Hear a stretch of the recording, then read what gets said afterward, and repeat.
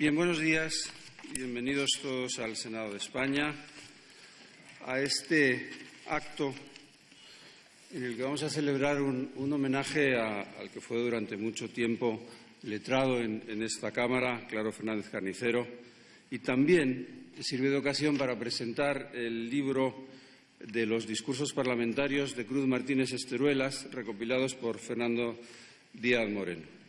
Precisamente el prólogo de este libro fue precisamente escrito, uno de los últimos escritos de Claro Fernández Carnicero. Bien, alternando con las intervenciones, vamos a tener unos intermedios musicales a cargo de la chelista Marca Mulero. Y ya sin más preámbulo, vamos a comenzar el acto y yo le cedo la palabra para ello a don Vicente López Ibor, que es miembro del patronato de la Fundación Tomás Moro. Cuando quiera. Muchas gracias, presidente. Autoridades, distinguidos amigos, muy queridas Lola y Encarna, buenos días a todos. Es para mí una satisfacción muy especial participar en este acto, hacerlo en nombre de la Fundación Tomás Moro, en homenaje a dos grandes letrados de las Cortes Generales, Cruz Martínez Esteruelas y Claro Fernández Carnicero, y a la presentación del libro que con esta ocasión se va a realizar y que recoge las intervenciones parlamentarias de Cruz durante su periodo parlamentario en un momento crucial de la transición política. El seguro azar del que hablaba Pedro Salinas hace que dos personas de los perfiles de Cruz y de Claro coincidan en el tiempo y sumen su trayectoria, su identidad y muy probablemente sus proyectos comunes en la tarea de la Fundación Tomás Moro. Y lo hacen recogiendo el espíritu de Karl Jaspers, que nos hablaba que un proyecto humanista tiene que ser, por una parte, un proyecto que recoja un ideal de cultura, lo que tiene de asimilación de la tradición clásica, y también que recoja el espíritu de la dignidad humana y las circunstancias que lo hacen posible. Ambos lo hicieron y lo hicieron ejemplarmente. Claro, sucedió a Cruz a la muerte del profesor Martínez Esteruelas y siguió con los mismos empeños y con el mismo propósito su tarea, cosa que no era nada fácil, dada la personalidad de Cruz, su extraordinaria cultura y sobre todo su carisma, su cercanía, su conocimiento de las cosas. Claro, lo hizo siendo además fiel al espíritu del fundador, continuando su tarea y ampliándola y dedicando una especial atención a tres grandes áreas que él anunció en el monasterio de Silos, que es un lugar emblemático para la Fundación Tomás Moro, en el que puso de manifiesto que quería desarrollar su tarea especialmente tratando de rescatar y reforzar el conocimiento de las humanidades en España y por ello en el ámbito de la geografía, de la filosofía y de la historia, que también eran propias de la Fundación Tomás Moro. Claro, era un estudioso puro, a mi juicio, pero un hombre comprometido también con las raíces de su pensamiento y con su proyección en la acción personal y pública. Era un hombre afable y sencillo, cercano y atento siempre, como esta casa y las Cortes Generales conocerán muy bien. Yo creo que ejercía una suerte de liberalismo humanista que tantas veces se echa de menos en la sociedad a pesar de nuestro pluralismo. De Cruz se presenta hoy un libro que no me corresponde a mí glosarlo, pero sí decir que la calidad de Cruz, no solo la calidad como parlamentario, sino la calidad en su quehacer intelectual, brillaba también y brilló muy especialmente en el ámbito de la sociedad civil. Y brilló con generosidad y con enorme disponibilidad en la tarea que hizo. Cruz, además, tenía no solo un gran conocimiento del derecho como magnífico jurista que era, o una sensibilidad con la acción pública por su experiencia política, sino que también tenía un alto conocimiento del mundo económico y de las relaciones internacionales. Yo he disfrutado mucho con Cruz en los análisis geopolíticos y con Claro en tantas consideraciones desde el punto de vista de la cultura. Desde luego anticipó muchos de los acontecimientos que luego tuvieron lugar. También eran dos españoles que sirvieron desde sus altas responsabilidades y cometidos a una idea especial de España. Yo creo que ellos estaban en aquello que decía Winston Churchill en sus memorias, de que siempre estaban esperando una época de good feelings en el ámbito de nuestra convivencia. Dos personas que se entregaron cabalmente a mejorar la calidad de nuestra sociedad civil, de su educación, de su juventud, de sus valores de su futuro. Yo creo que era una manera muy concreta de expresar su entendimiento del patriotismo y su amor también por España. Nuestra gratitud a Fernando Díez Moreno por haber hecho posible en buena parte esta iniciativa y por la recopilación del libro de Cruz Martínez Teruelas y recuperar la memoria tan cercana de Clara Fernández Carnicero, muerto desgraciadamente hace muy poco tiempo. Fernando sabe bien que las deudas de gratitud y de lealtad no se extinguen a pesar de que el acreedor ya no se encuentre en condiciones de exigirlas. Por tanto, muchas gracias.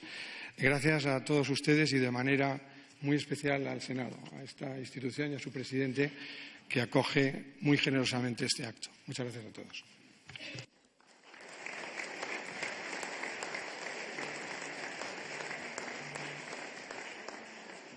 Muchas gracias. A continuación vamos a escuchar el preludio de la primera suite de Juan Sebastián Bach.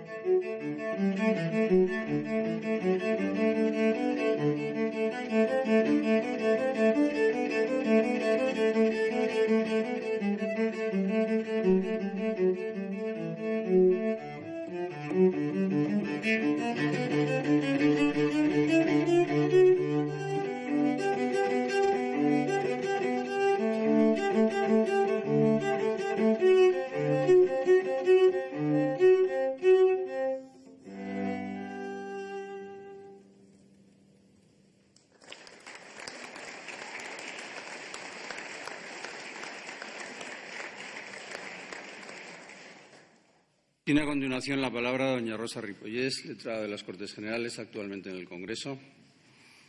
Muchas gracias, señor presidente. Gracias a esta Cámara, al secretario general también, por la generosa hospitalidad que nos brinda esta mañana en el momento en que presentamos una obra editada por el Congreso, Cortes Generales a estos efectos, y al mismo tiempo un acto de homenaje a un querido colega como fue Claro José Fernández Carnicero. Quiero decir, en primer lugar, si me lo permite, señor presidente, que le hubiera gustado mucho asistir a la vicepresidenta tercera y presidenta del Comité Técnico de Publicaciones del Congreso. Ha sido imposible por razones de agenda y por ello transmito su expresión de sincera dolor por no haber podido estar presente en este acto por la razón que he indicado. Dicho lo cual, decir, en primer lugar, como una breve referencia a la tarea que desempeñamos como una edición, como editores del Congreso de los Diputados, de Cortes Generales en algunas facetas, que todas las decisiones en materia editorial de la Cámara se basan en el acuerdo del Comité Técnico de Publicaciones, Es un órgano que, por delegación de la Mesa de la Cámara, adopta las decisiones que proceden sobre la edición parlamentaria. Edición que, he de recalcar, se trata de una edición que se busca que sea plural, rica en la medida en que mantiene autores y contenidos para el presente y también pensando en el futuro, en que en esta tarea el Parlamento hace una labor semejante a un continuum y, por tanto, transmitiendo el pasado, transmitiendo lo que han dicho diversos parlamentarios de distintas etapas históricas para que lo conozcamos y lo conozcan en el futuro sucesivas generaciones en este afán por conocer la historia parlamentaria de España.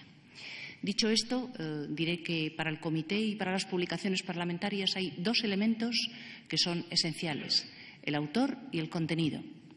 En lo que atañe al autor, en este caso podríamos hablar de un personaje en busca de autor, parafraseando la vieja frase, puesto que los discursos parlamentarios necesitaban para su conocimiento de alguien capaz de transmitirlos, ordenarlos, cuidarlos, como ha hecho con mimo, y he de decir que con una disciplina más allá del común de la mayoría de los autores, Fernando Díez Moreno. En tiempo rápido ha sido capaz de adaptarse a las sugerencias que se le hacían por los informantes de la publicación, dando lugar a una obra que yo creo que transmite con una perfecta ordenación el contenido de las intervenciones parlamentarias de un hombre, y paso al personaje sobre el que se ha trabajado, que fue muy relevante en esa etapa que ahora se ha dado en llamar tardofranquismo o la pretransición, unos hombres clave en el tránsito entre un régimen y otro régimen, con las loables características con las que se produjo este cambio, esta transformación. Dicho lo cual, yo diré que no conocía a Cruz Martínez Truelas apenas, pero sí tuve en alguna ocasión la oportunidad de alguna conversación con él. Paradójicamente hablamos de Juan Sebastián Bach. Esto es una muestra de los ricorsi que decía el clásico de la historia, de hasta qué punto el destino depara circunstancias sorprendentes y gratificantes. Ahora le podemos conocer mejor a través de esta obra y quiero decir además, y paso ya a ir finalizando mi intervención, que esta es una obra prologada por un queridísimo compañero, por Claro José Fernández Carnicero. La última conversación que yo tuve con Claro fue sobre el prólogo de esta obra. Y quiero decir, a modo de pinceladas, tres elementos o tres datos que nos permiten recordar a Claro, aparte de otros muchos que irán saliendo en estas intervenciones, dichos por una vieja amiga y desde el corazón, además de la razón. El primero es que Claro Fernández Carnicero era un hombre de una especial sensibilidad y un especial y profundo sentido de la igualdad entre los seres humanos. Al margen de consideraciones posteriores sobre lo políticamente correcto, Claro vivía esta concepción, esta noción de la vida y de la relación entre las personas de una manera cabal. Y doy fe, porque en los años en que estuve sola como letrada en el Congreso en un mundo de varones, Claro era cómplice, una persona que suscitaba empatía, apoyo, pero no solo es mi caso, y perdonen que hable de mí misma, sino que también le escuché hablar de su hermana, de su queridísima hermana, de su madre desaparecida muy pronto, de las mujeres de su familia que nos acompañan esta mañana, de su queridísima nieta. Y podrían decir lo mismo personas que han trabajado con Claro, o sea, en el Consejo General, en el Ministerio, en las Cortes. Creo que todas nosotras, y créanme ustedes que lo hago desde la razón, repito, y desde el corazón, veíamos en Claro un colega, un amigo capaz de entender, de respetar y de entender la esencial igualdad de los seres humanos, seguramente desde una perspectiva, como era la suya, desde una concepción del humanismo cristiano. Una segunda cuestión que quiero recalcar también respecto de Claro Fernández Carnicero es que era un hombre sencillo, era una persona que estuviera en los puestos más relevantes o en los más simples. Nunca le vi soberbio, nunca le percibí como una persona engolada, afectada, al contrario. La naturalidad creo que era un don que practicó en cualquier circunstancia. Y una tercera, y para terminar, es que junto a ser un hombre de un exquisito gusto intelectual, una persona que disfrutaba con los libros, contaba con entusiasmo, acabo de encontrarme tal obra o tal Quijote publicado en tal circunstancia, hablaba con verdadero entusiasmo de las publicaciones que acumulaba y que disfrutaba releyendo en su casa. y una persona, por otra parte, un esteta, un hombre que amaba Italia, Roma para él era una fuente de inspiración. ¿Cuántas veces nos ha dicho La República, el periódico que leía con gran entusiasmo y con verdadera satisfacción? Acabo de leer un artículo sobre tal autor, etcétera, etcétera. Todo esto pone sobre la mesa la personalidad de Claro, que era un hombre exquisito intelectualmente, pero he de decir que también a la par muy sencillo, muy popular en sus gustos. Su lillo del alma, sus típicas circunstancias de la Mancha, como un hombre procedente de un pueblo manchego que nunca olvidó sus orígenes. En suma, pues, aunaba los dos elementos, el nivel exquisito y, a la par, una sencillez muy loable, en mi opinión. Y por eso, señor presidente, espero que no lo consideren una heterodoxia, pero termino con la letra de una sevillana, que creo que a Claro le hubiera encantado, y espero que no desentone con la música magnífica de Bach. Cuando un amigo se va, algo se muere en el alma. Algo se muere en el alma cuando un amigo se va. Muchas gracias, presidente.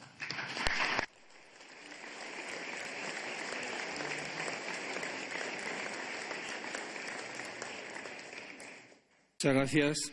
Escuchamos a continuación el Arioso de Juan Sebastián Bach.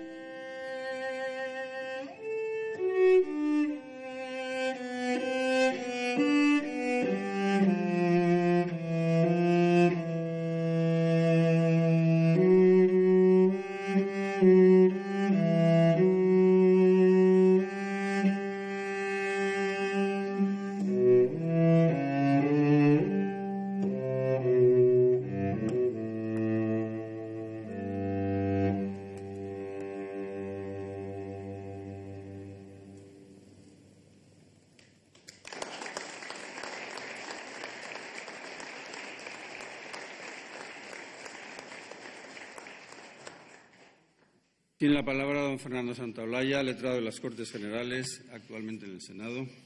Muchas gracias, señor presidente, y muchas gracias al comité organizador de este acto por invitarme a participar en el mismo.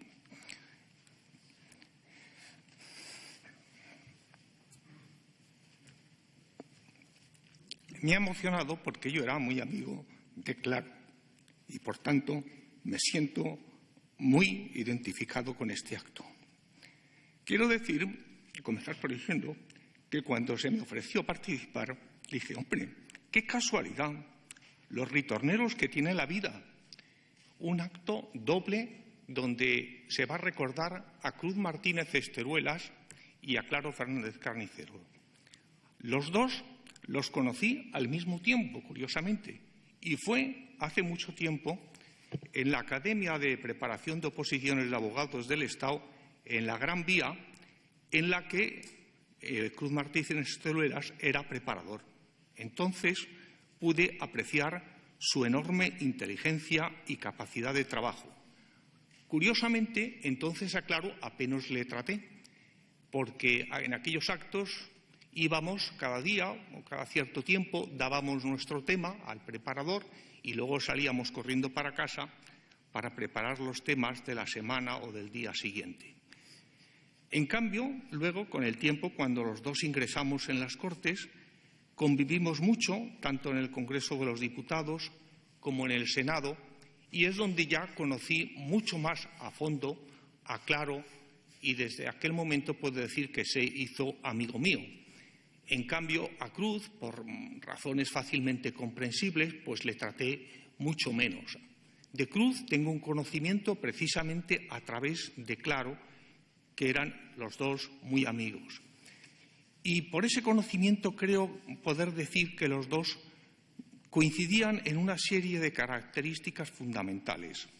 Eran personas de visión conservadora de la vida, personas muy creyentes, grandes cristianos, personas muy positivas ante la vida, en el sentido de que pensaban que con sus actos podían mejorar las cosas, el entorno que les rodeaba, y personas muy amigas, muy entregadas a los demás.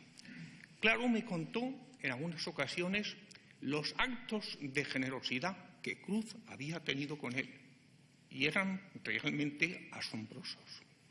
Y Claro también se lo supo devolver.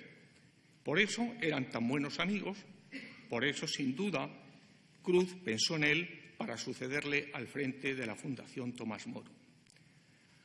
Ahora, permítanme que me centre más en la personalidad de Claro, al que, como digo, llegó a ser amigo entrañable. Como dijo Gandhi, los amigos son la familia a la que escogemos y al que más traté.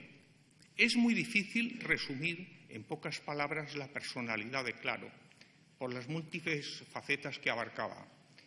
Pero yo creo que, ante todo, si hubiese que resumirlo, diríamos que era un humanista, en el sentido más amplio y profundo de la palabra. Tenía una enorme inquietud por el ser humano, por la vida en sociedad, y eso es lo que le llevaba a leer y a estudiar sobre las cuestiones más variopintas. Claro, tenía una cultura enorme y era un lector voraz de libros. Se podía conversar con él de casi cualquier tema, menos de fútbol, de casi cualquier tema. Y él decía que no era especialista en nada, y es verdad, por las múltiples facetas que abarcaba, pero sabía de historia, de literatura, de bellas artes, de derecho, de religión. Lo mismo te citaba a San Agustín que a Montaigne, que a Bachot, que a Blanco White, que a Cervantes, por supuesto. Y lo que sí es cierto es que si reuniésemos todos los conocimientos que tenía Claro, era imbatible. Por supuesto, en historia, un catedrático de historia sabría más que él, o en literatura, un catedrático de literatura. Pero alguien que acumulase tantos conocimientos, yo prácticamente nunca lo he encontrado. Y luego también esa faceta de humanista, yo creo, se manifestaba en la inquietud por la vida política, social de nuestro país. Era un hombre que sufría mucho con la actual situación española, precisamente por el empuje de los secesionismos y nacionalismos, tema sobre el que hablamos largo y tendido. Y era también un humanista porque se preocupaba mucho de las personas que tenía a su alrededor. Era un magnífico conversador, pero además es que escuchaba a los demás. En eso coincido con lo que decía Rosa. Y por eso era tan querido y tan llano. Siempre estaba dispuesto a escucharte. Y por eso yo creo que es de los letrados más populares que han tenido estas casas. Como hombre de derecho, también tenía amplios conocimientos, pero todo este asunto del que antes se ha dado cuenta se traducía en que era un jurista nada positivista. Él despreciaba los reglamentos, las letras pequeñas y se fijaba ante todo en las estructuras fundamentales, en los principios básicos, los que están relacionados con la justicia y la libertad en la sociedad. Bien, y ya digo, destaca en él su amistad, su honradez, su rectitud en la aplicación de las normas. Recuerdo que también me comentaba lo que sufrió cuando estuvo en el Consejo a cuenta de las presiones que recibía, porque era un hombre para él que lo importante era ser justo y objetivo en todo momento.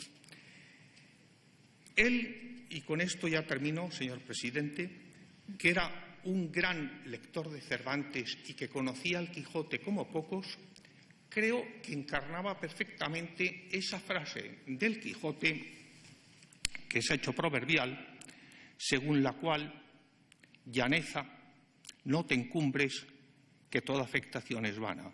Ese era, claro, Fernández Castillo.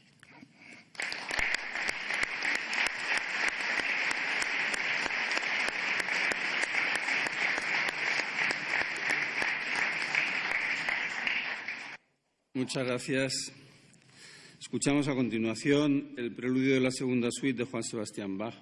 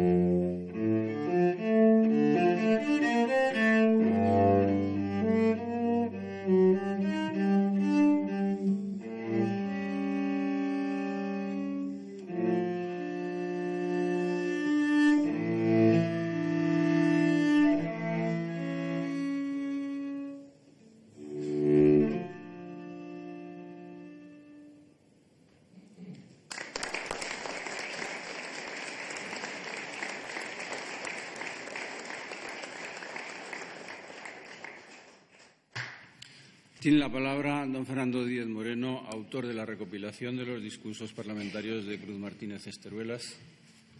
Gracias, señor presidente. Quiero comenzar agradeciendo a la mesa de la Cámara el que haya autorizado, a propuesta de su presidente, la celebración de este acto en este espléndido y magnífico Salón de Pasos Perdidos del Palacio del Senado. Agradecimiento también al Servicio de Protocolo, que ha cuidado el acto con mimo, y agradecimiento a las personas de la Fundación Tomás Moro que han colaborado, Íñigo López Uralde y Cintia Lamela. Agradecimiento a los que me han precedido en el uso de la palabra, porque además de haber aceptado participar en este acto, con las suyas me permiten abreviar las mías. Quiero saludar a los letrados de las Cortes Generales en el Congreso y en el Senado, presentes en buen número aquí, compañeros de Cruz y de Claro, por los que sentían un gran estima y en algunos casos afecto y admiración. Saludo también a los alumnos y amigos de la Fundación Tomás Moro que han querido venir a rendir homenaje a quienes fueron sus presidentes. Existe también un grupo de abogados del Estado, alumnos de Cruz, de esa Academia de la Gran Vía que mencionaba antes Fernando. Y han venido las familias, las viudas, los hijos y los nietos. Por cierto, una nieta de Cruz acaba de ingresar por oposición en la carrera judicial. Y es que el tiempo pasa para todos de manera imposible de parar.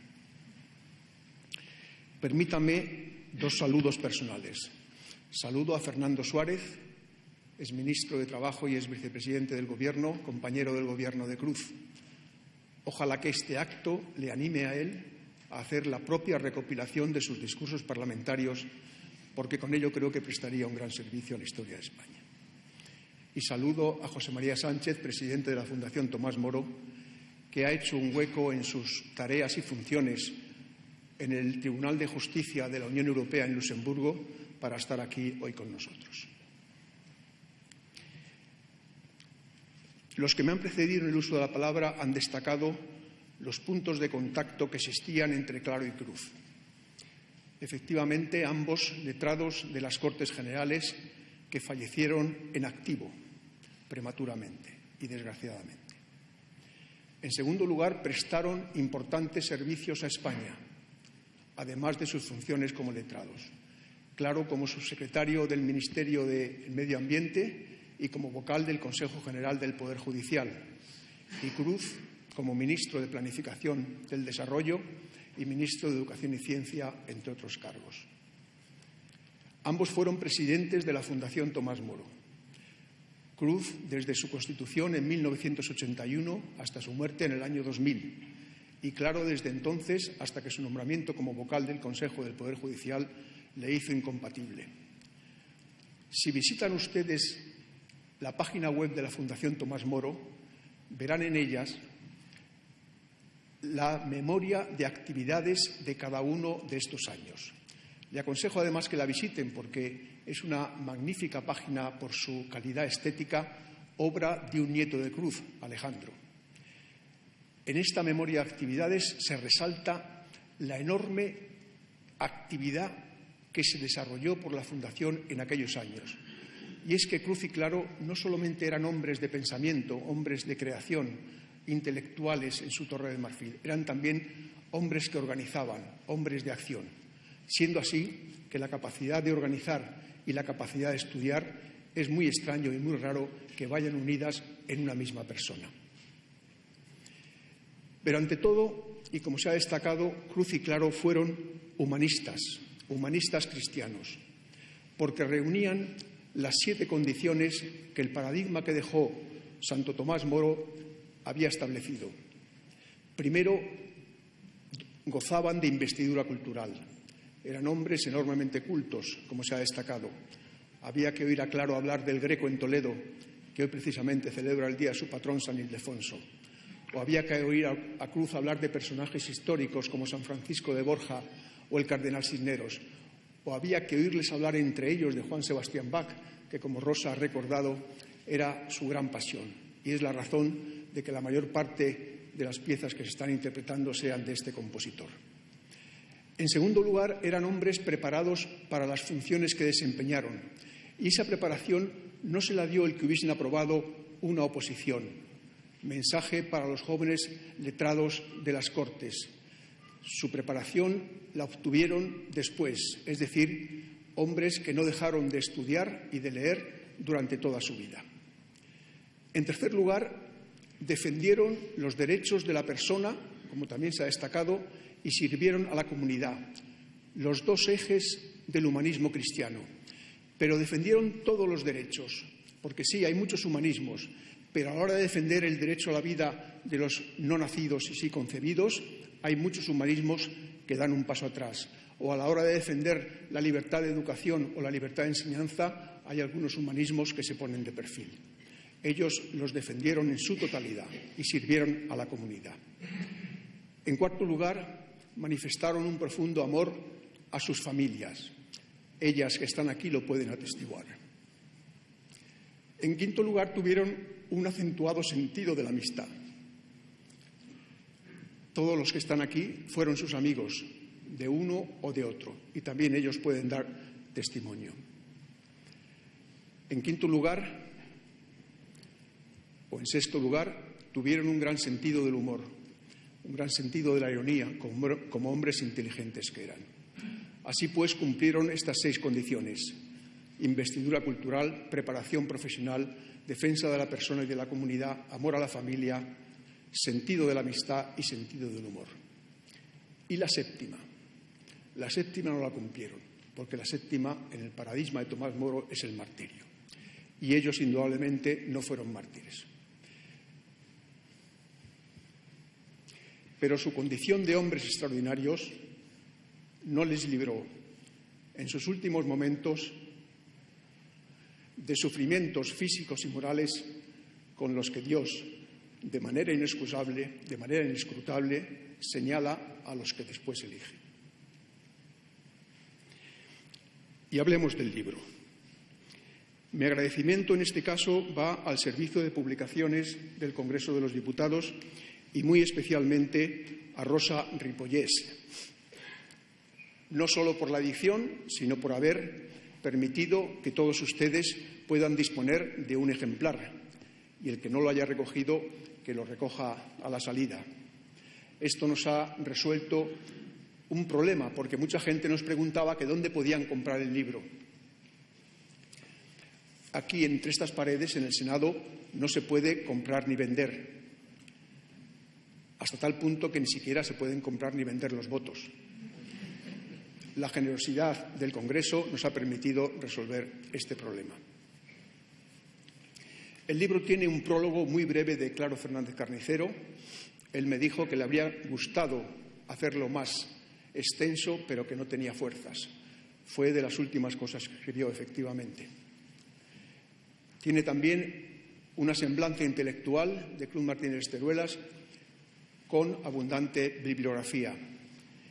Hay una presentación donde se cuentan las vicisitudes de la elaboración de la recopilación y cada norma con rango de ley en las que Cruz intervino va precedida de un breve comentario que sitúa el contexto en que se producía la discusión de ese texto legal. El problema que se nos planteó era cómo ordenar las 240 intervenciones en 33 normas con rango de ley y en 11 comisiones y el Pleno de las Cortes. Indudablemente no podíamos ordenarlas por orden cronológico, porque ello desvirtuaría la mayor parte de ellas. Acudimos, por tanto, a la ordenación sistemática, a la ordenación material. Y, en primer lugar, la tramitación y la discusión parlamentaria en la tramitación de la ley para la reforma política. Entre otras muchas cuestiones, se debatió en esos momentos el sistema electoral a establecer. Cruz defendía el sistema mayoritario porque entendía que España necesitaba de gobiernos fuertes. Y frente a los que estimaban que el sistema mayoritario conducía al bipartidismo, el tiempo le ha venido a dar la razón en que el sistema proporcional también conduce al bipartidismo, porque en todas las elecciones celebradas en España, a excepción de la última, bajo el sistema electoral proporcional, se ha producido un bipartidismo. Pero dejemos que sea Cruz quien nos explique su argumentación en un breve párrafo que no me resisto a leer ante ustedes.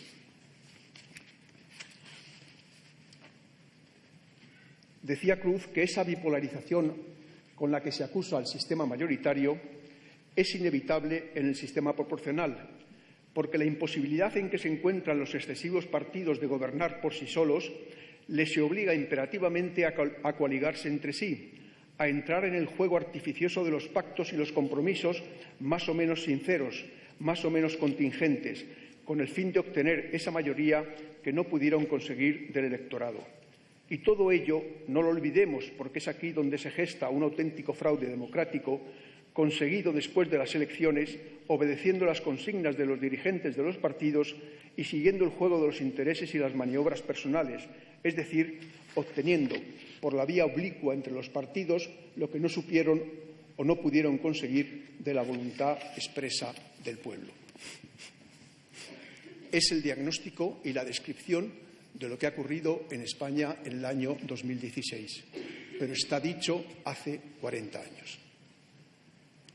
Después, el capítulo relativo a las leyes orgánicas que desarrollaban las leyes fundamentales del franquismo y que solamente se pueden entender situándolas dentro de su contexto histórico.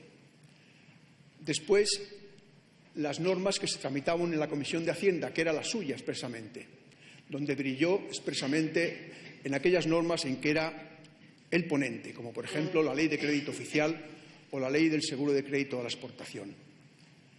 Emociona leer con qué reverencia, con qué temor reverencial participó en la modificación del título preliminar del Código Civil, que consideraba el texto más noble de nuestro ordenamiento jurídico. Y así hasta 11 comisiones, incluso en una comisión de Agricultura para la tramitación de la Ley de Montes Vecinales en mano común. Hasta cierto punto, este libro puede considerarse como un complemento de las obras completas que presentamos en el año 2006 en la sede de la Fundación Juan March. En los 4 tomos de estas obras completas se contienen sus 15 libros y sus más de 70 ensayos. Allí está la obra escrita y este libro es la obra hablada. Pero no nos engañemos. Este libro es algo más que un complemento. Este libro tiene vocación reivindicativa, porque este libro quiere hacer frente a la injusticia histórica que reiteradamente se comete cuando, hablando de los protagonistas de la transición, se omite, se olvida o se silencia el nombre de Cruz Martínez Esteruelas. Porque sin su capacidad dialéctica, sin su brillante elocuencia, sin su capacidad de persuasión, no habría convencido a los diputados en nombre de los cuales hablaba, a los diputados de la entonces Alianza Popular. Y la ley para la reforma política no se habría aprobado. Es lo que en el argot usual se conoce como el harakiri. Por tanto, este libro no es un mero complemento. Este libro es una página de la historia de España. Nos gustará más o nos gustará menos. Nos gustará mucho, poco o nada, pero es una página que hay que conocer y que no se puede ignorar. Porque, como se ha dicho con acierto, los pueblos que ignoran o desconocen su historia están condenados a repetirla. Termino, señor presidente. Claro y Cruz fueron hombres comprometidos. Comprometidos en el sentido que el compromiso tiene para el humanismo cristiano, es decir, hacer algo más que cumplir con el deber. Descansen en paz. Cruz Martínez Esteruelas y Claro Fernández Carnicero ya forman parte de los elegidos.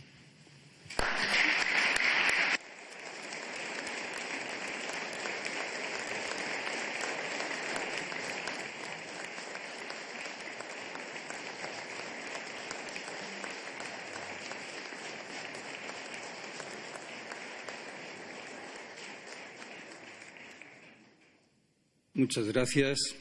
Escuchamos a continuación las lágrimas de San Pedro de la Pasión según San Mateo de Juan Sebastián Bach.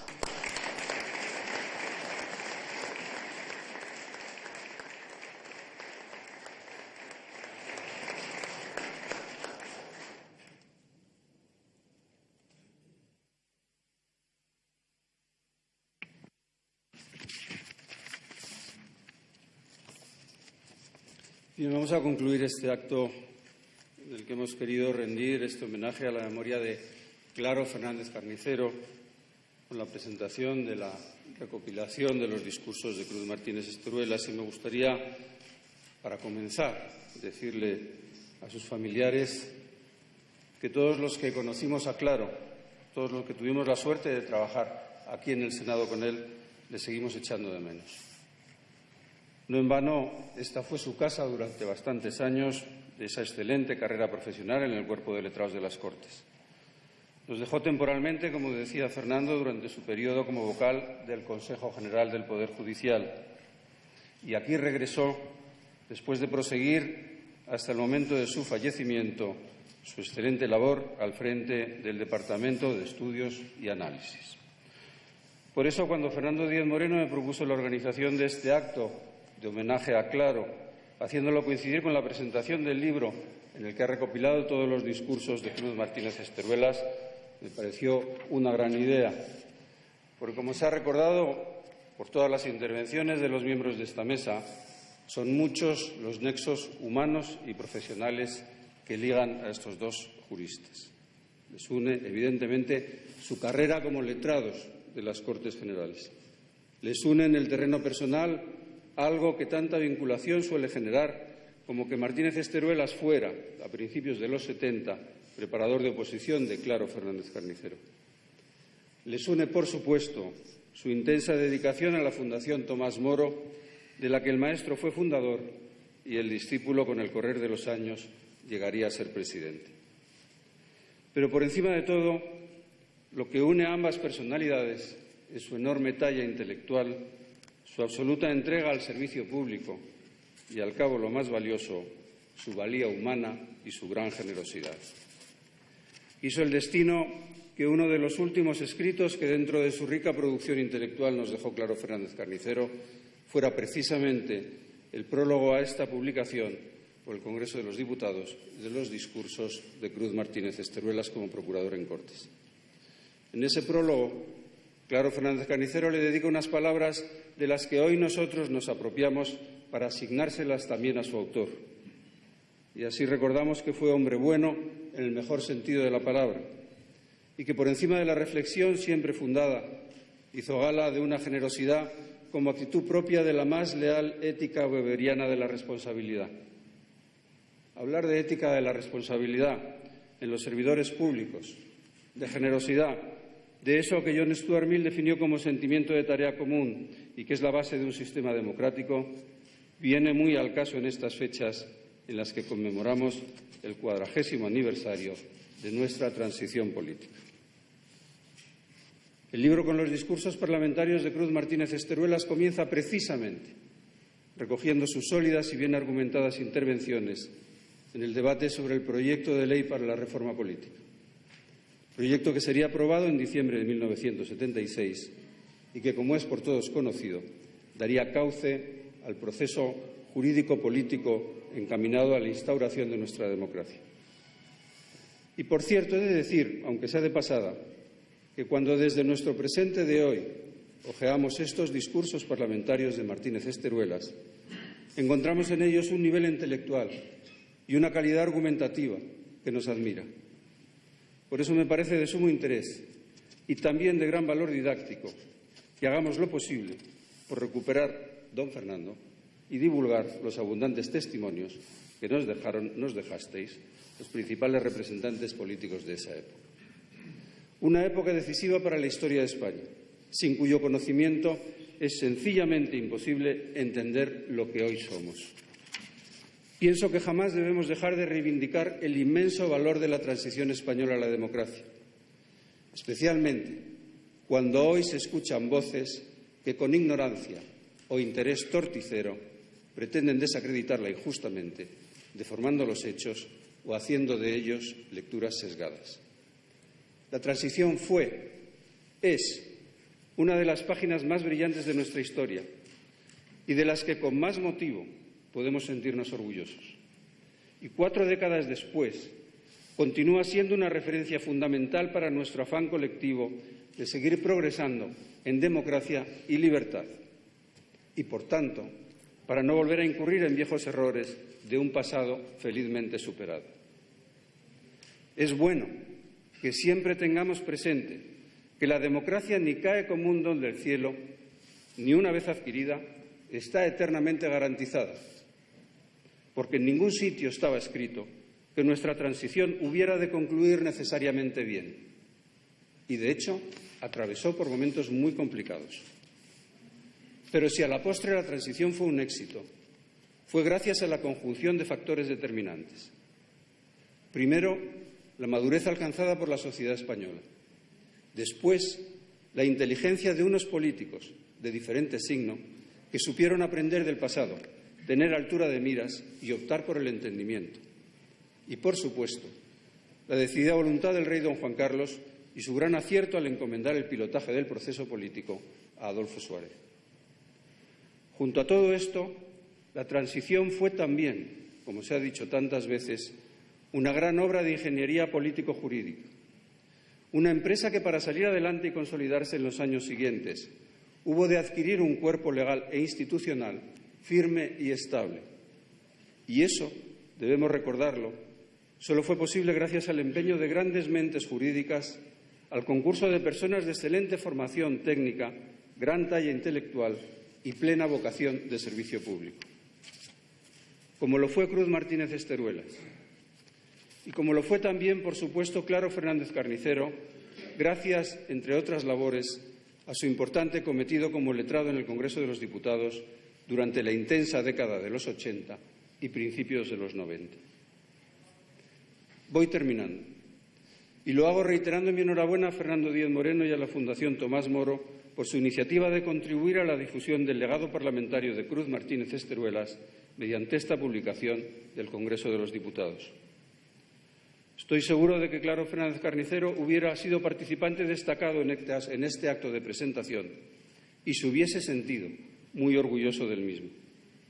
Porque, en cierta forma, este libro es también un motivo adicional para que hoy le recordemos con toda la admiración y el afecto que supo ganarse con su vida y con su obra.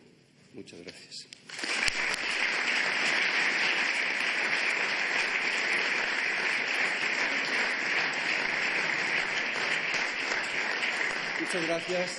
Muchas gracias. A continuación les pediría que se pusieran todos en pie para escuchar el intermedio musical La muerte no es el final, de Cesario Gavarain Azurmendi.